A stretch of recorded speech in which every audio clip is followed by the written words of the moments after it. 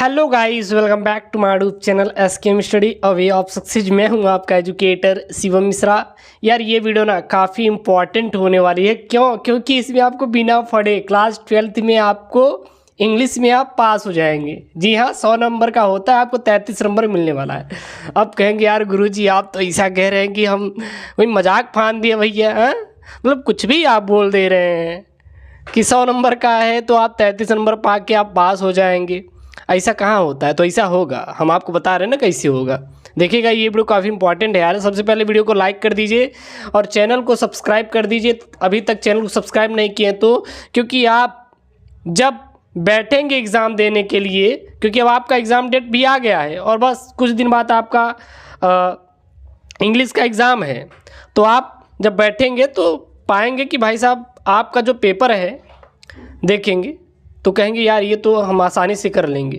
तो इसमें पास होने की टिप्स को मैंने बताया कि आप कैसे आप क्लास 12th इंग्लिश के पेपर को पास करेंगे, ठीक ना।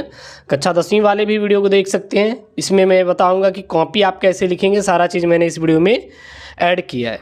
तो सबसे पहले देख लीजिए, ये यहाँ पे है, ये आपका इंग्लिश का क्या है, आपका पेपर है, आप देख लीजिए, ठीक है ना। ये इंग्लिश की कॉपी मैंने यहाँ पे आपके लिए लाई है और ये आपका क्या है, इंग्लिश का पेपर। आखिरकार आप कैसे पास होंगे, पास होने का टिप्स क्या है? तो सबसे पहला, आप लिखावट सुंदर रखें। क्या रखें? लिखावट को बहुत ही अच्छे तरीके से देना है। इंग्लिश में आपको लिखावट सबसे अच्छी तरीके से देना है।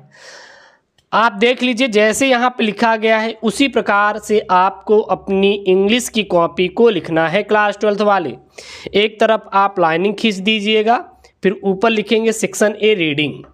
अब जो सेक्शन की शुरुआत करेंगे वही सेक्शन देना है। जैसे देखिए यहाँ पे लिखा गया है, क्या लिखा गया है, सेक्शन ए रीडिंग।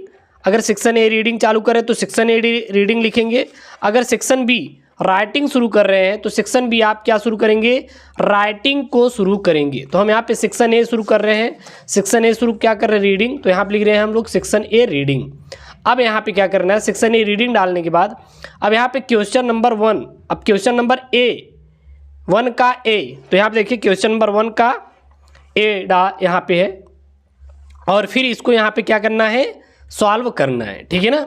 ये आपको इस प्रकार से देना है। अब हम क्यों बता रहे हैं आपको ऐसे लिखना, first impression is the last impression. और दूसरा इंपॉर्टेंट चीज यार, पहले पन्ने में उसी का आंसर दीजिए जिसका आंसर आपको मालूम है। अब कैसे, पैसेज का आंसर कहाँ ढूंढेंगे? तो देखिए यहाँ पे है why is early rising better than rising late. यानी कि अगर आप जल्दी उठ रहे हैं, हाँ मतलब आप देर से उठने के बजाय जल्दी उठ रहे हैं तो उसके फ़ायदे क्या हैं, तो इसका आंसर आपको यही मिलेगा। देखिए यहाँ पे है ना, early rising leads to health and happiness the man who rise late, ठीक है ना। यहाँ पे क्या है, यहाँ पे ये दे रहा है कि भाई अगर आप क्या करेंगे कि अगर आप जल्दी उठ जाएंगे तो आपका हेल्थ मेंटेन रहेगा, आप खुश रहेंगे। तो देखिए पहले का आंसर यही है कि नहीं, आपको कुछ पढ़ने की जरूरत पड़ी नहीं यार। आप देखिए यही आंसर, इसका आंसर इसी में ढूंढिएगा, कहीं पर यहाँ पे दिखाई दे इसी को मिला लीजिएगा। लेट कहाँ पे, यहाँ पे लेट हम दिखाई दिया तो हम जान गए भाई साहब इसका आंसर यही है। इसका आंसर आपको यहीं से मिलने वाला है, जो पैसे से ही आपको इसका आंसर मिल जाएगा। आपको कहीं भी आंसर ढूंढने की जरूरत नहीं है इंग्लिश में, याद रखिएगा। पैसेज आराम से आप 15 नंबर का कर जाएं, क्योंकि इसके सारे के सारे आंसर आपको इसी में मिल जाएंगे। फिर देखिए यहाँ पे है why do some thinkers burn the midnight oil. अब देखिए, अब यहाँ पे देखेंगे तो उसका आंसर आपको इसी में मिल जाएगा, ठीक है ना, और आपको कहीं ढूंढने की जरूरत नहीं है। देखिए यहाँ पे मिडनाइट, इसको पढ़ेंगे यहाँ पे तो यहाँ पे मिल जाएगा। यहाँ पे some people say that the quiet hour of in night is the best time for working, several great thinkers say that they can write best only when they burn the midnight oil. तो यहाँ से लेके several gate thicker से लेके आप यहाँ तक इसका आंसर दे सकते हैं। तो आपको कहीं बाहर से आंसर ढूंढने की जरूरत पड़ी क्या? नहीं पड़ी ना। तो इसीलिए कह रहा हूँ कि आपको यहीं पर आंसर मिल जाएगा और आपको कुछ ढूंढने की जरूरत नहीं है। तो आप देख लिए पैसेज को कैसे सॉल्व करेंगे, यहीं पे आंसर मिल जा रहा है। अब मैं आपको बता रहा हूँ पास होने का तरीका। देखिए, क्योंकि अब आपके पास टाइम बहुत कम है, तो क्यों ना हम उन टॉपिक को फोकस करें, उन क्वेश्चन को याद करके जाएं जो कि आपकी बोर्ड परीक्षा में आए। आप उन्हीं को पढ़ के जाइए ना। आप क्यों बेफालतू में ऐसे क्वेश्चन को पढ़ के जाएंगे जो कि आपके बोर्ड परीक्षा में आएगा ही नहीं। तो आप केवल उन्हीं क्वेश्चन पर फोकस कीजिए जो आपके बोर्ड एग्जाम में आएगा। चलिए देखते हैं यहाँ पे। तो सबसे पहले राइटिंग की बात करते हैं। राइटिंग वाला आप तैयार कर लीजिए, ये 10 नंबर का आएगा। राइटिंग में आर्टिकल राइटिंग आएगा और कौन सा आएगा, लेटर राइटिंग आएगा। आर्टिकल और लेटर राइटिंग भाई साहब 10-10 नंबर के बिल्कुल पक्का है। आपको 33 नंबर पास मार्क का चाहिए। आप पैसेज 15 नंबर का सॉल्व कर लीजिए, 10 नंबर का आप ये सॉल्व कर लीजिए, 10 नंबर का ही आप पास हो गए। आप फेल इंग्लिश में नहीं होंगे। क्यों नहीं होंगे, क्योंकि 100 में से आपको केवल 33 नंबर ही इंग्लिश 12th में चाहिए पास होने के लिए। तो आप अगर पैसेज सॉल्व कर लीजिए, आर्टिकल आप तैयार कर लीजिए, लेटर राइटिंग तैयार कर लीजिए, आप पास हो जाएंगे। आप आर्टिकल 3 ठो तैयार कर लीजिए, काम खत्म। आप इसमें से तैयार कर लीजिए और आपको कुछ भी पढ़ने की जरूरत नहीं है। आर्टिकल आप तैयार कर लीजिए, India's performance at the Olympic games, important of games at school, the role played by the doctors during the pandemic. आप क्या करिए, जो 2022 में आया था ना, केवल उन्हीं आप आर्टिकल को तैयार करके चले, काम खत्म। उसके बाद राइट लेटर आप तैयार ही कर लीजिए, क्योंकि ये आपके लेटर हर साल बोर्ड में आते हैं, काम खत्म यार। हाँ, तो ये आपके हर साल पेपर में आते हैं। इसी प्रकार आ जाएंगे तो ग्रामर वाला आप कर ही लेंगे। उसके बाद आप ट्रांसलेशन तैयार कर लीजिए। ट्रांसलेशन आपके हर साल बोर्ड में आता है। तो जैसे कि यहाँ पे इंग्लिश का ट्रांसलेशन है, हाँ, यहाँ से हिंदी से आपको इंग्लिश में ट्रांसलेट करके बताना है, तो आप इस ट्रांसलेट को तैयार कर लीजिए। काफ़ी इंपॉर्टेंट वाला ट्रांसलेट है, ठीक है ना। अब सेक्शन डी लिटरेचर से क्वेश्चन कर देंगे। लिटरेचर से आप कुछ प्रश्न तैयार कर लीजिए, मैं पास होने वाला बता रहा हूँ। अब देखिए, यहाँ पे आएंगे तो यहाँ पे एक चीज़ मिलेगा, वो मिलेगा आपको यहाँ पे, क्या मिलेगा, सेंट्रल आइडिया। देखिए यहाँ पे आपको क्या मिल जाएगा, सेंट्रल आइडिया मिल जाएगा।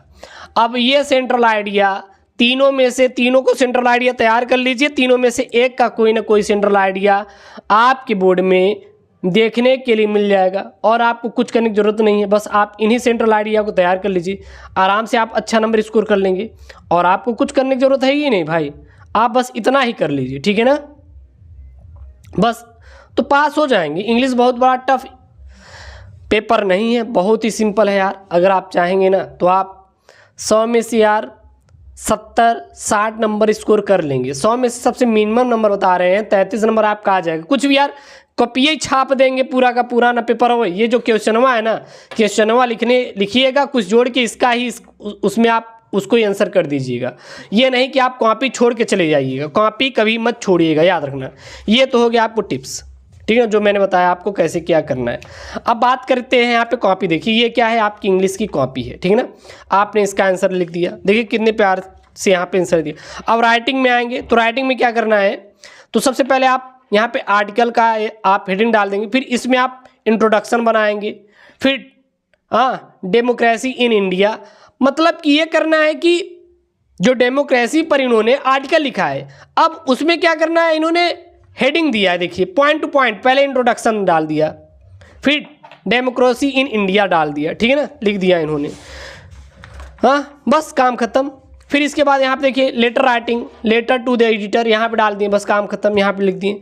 फिर ग्रामर से आ गए, ग्रामर में डायरेक्ट इन्होंने आंसर पुटअप करना शुरू कर दिया। तो बस आपको इसी प्रकार सॉल्व करना और कुछ भी आप करने की जरूरत नहीं है। ट्रांसलेट देखिए इन्होंने ट्रांसलेट कर दिया यहाँ पे, हाँ। और इन्होंने क्या किया कि जो यहाँ पे बड़े वाले थे लिटरेचर, देखिए इन्होंने लिख दिया यहाँ पे लिटरेचर जो क्वेश्चन आए थे।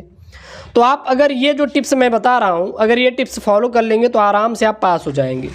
हाँ आप ये याद करके चले जाइएगा। सेंट्रल आइडिया मैं बता दूंगा, सेंट्रल आइडिया आपको कैसे लिखना है। हाँ आपको ये नंबर अच्छा खासा दिलाएगा सेंट्रल आइडिया, तो बाकी टेंशन मत लीजिएगा। आने वाली वीडियोस में आपको सारे इंपॉर्टेंट डाउट जो है आपका क्लियर हो जाएंगे। आप ये टिप्स भाई लगा लेंगे तो आप पास हो जाएंगे, क्योंकि अभी आपके पास वक्त है, बाद में आपके पास वक्त नहीं रहेगा। आप आर्टिकल तैयार कर लीजिए, लेटर राइटिंग तैयार कर लीजिए, सेंट्रल आइडिया तैयार कर लीजिए और आपका ट्रांसलेशन तैयार कर लीजिए, नहीं आ गया यार कुछ भी ग्रामर जोड़ के ठोक दीजिएगा, काम खत्म, ठीक है ना, लिख देना है। आप पेपर को मत छोड़ के आए, भले ही क्वेश्चन जो है उसी को आंसर लिख दीजिए, उतार दीजिए, लेकिन लिख के आना है। आगे पीछे कुछ भी यार 2-3 क्वेश्चन को मिक्सअप करके लिख दीजिए। कोई इंग्लिश की कॉपी चेक करने के लिए विस्तार से नहीं बैठता। एक बात ध्यान दीजिए, ये नहीं कि एग्जामिनर आपका एक एक लाइन बढ़ेगा, ऐसा कुछ भी नहीं है। बस आपको छापना है इंग्लिश का, काम खत्म, ठीक है ना। और आशा करते हैं वीडियो आपको पसंद आई होगी, तो वीडियो को यार लाइक कर दीजिएगा। चैनल को यार अभी तक सब्सक्राइब नहीं किया तो प्लीज़ यार सब्सक्राइब कर लीजिएगा। ओके दोस्तों, thank you, Jai Hind, take care, bye bye.